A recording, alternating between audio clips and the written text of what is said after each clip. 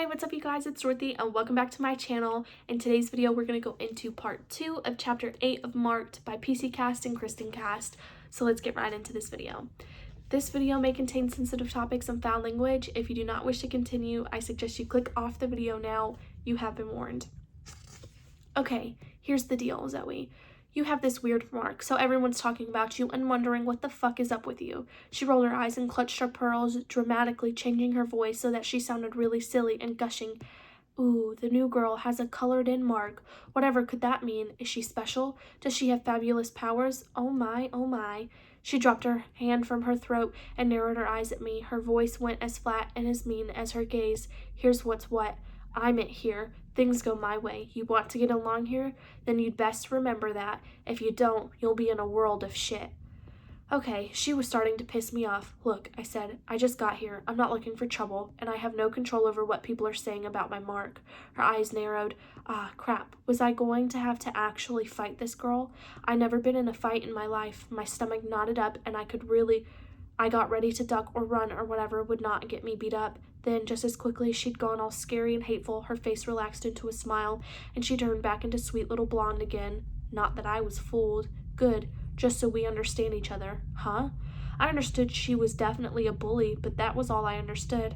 Aphrodite didn't give me the time to say anything. With one last weirdly warm smile, she knocked on the door. Come in, called a perky voice with an oaky accent.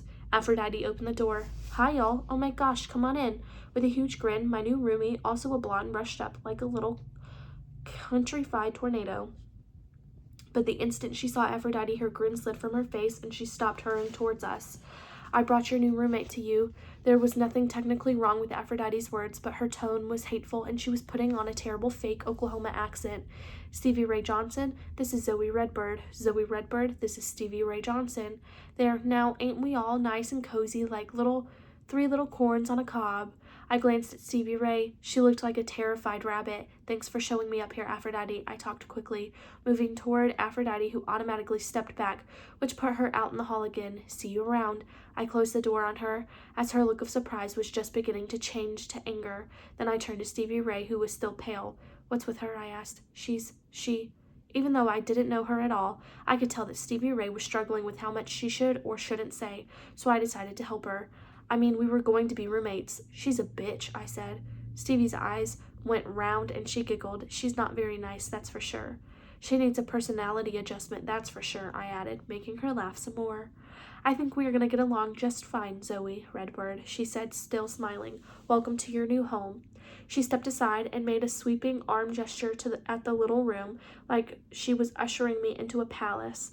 I looked around and blinked several times. The first thing I saw was the life-sized Kenny Chesney poster that hung over one of the two beds and the cowgirl hat that rested on one of the bedside tables, the one that had also the old-fashioned looking gas lamp with the base shaped like a cowboy boot. Oh, nuh-uh, Stevie Ray was a total okie. Then she shocked me with a big hello hug, reminding me of a cute puppy with her short curly hair and her smiling round face. Zoe, I'm glad you're feeling better. I was so worried when I heard you'd hurt yourself. I'm really glad you're finally here.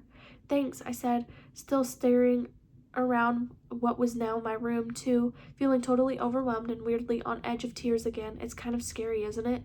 Stevie Ray was watching me with big, serious blue eyes that were filled with sympathetic tears. I nodded, not trusting my voice. I know, I cried the whole first night. I swallowed back my own tears and asked, how long have you been here? 3 months, and man, I was glad when they told me I was getting a roommate. You knew I was coming? She nodded vigorously. Oh yeah, Nefret told me day before yesterday that the tracker had sensed you and was going to mark you. I thought you'd be here yesterday, but then I heard that you had an accident and been brought to the clinic. What happened? I shrugged and said I was looking for my grandma and I fell and hit my head. I wasn't getting the weird feeling that told me to keep my mouth shut, but I wasn't sure how much I should say to Stevie Ray yet, and I was relieved when she nodded as though she understood and didn't ask more questions about the accident or mention my weird colored-in mark. Your parents freaked when you got marked? Totally. Didn't yours? Actually, my mama was okay with it. She said anything that got me out of Henrietta was a good thing. Henrietta, Oklahoma? I asked, glad to move to a subject that was not all about me. Sadly, yes. Stevie Ray flopped down on the bed in front of her Kenny Chesney poster and motioned for me to sit on the one across the room from her. I did, and then felt a little jolt of surprise when I realized I was sitting on my colored, cool hot pink and green Ralph Lauren comforter from home. I looked at the little oak end tables and blinked. There was my annoying, ugly alarm clock, nerdy glasses for when I'm sick of wearing my contacts, and the picture of Grandma and me from last summer. And in the bookshelves behind the computer on my side of the room, I saw my Gossip Girl and Bubble series books along with some of my other favorites, including Bram Stoker's Dracula, which was more than a little ironic, some CDs, my laptop, and oh, my dear sweet lord, my Monsters, Inc. figurines. How incredibly embarrassing. My backpack was sitting on the floor next to my bed.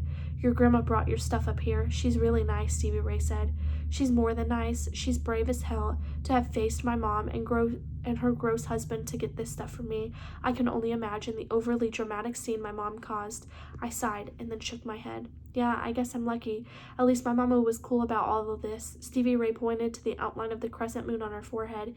Even if my daddy lost every bit of his mind, me being his only baby girl and all, she shrugged and giggled. My 3 brothers thought it was awesome and wanted to know if I could help them get vampire chicks. She rolled her eyes. Boys are ridiculous.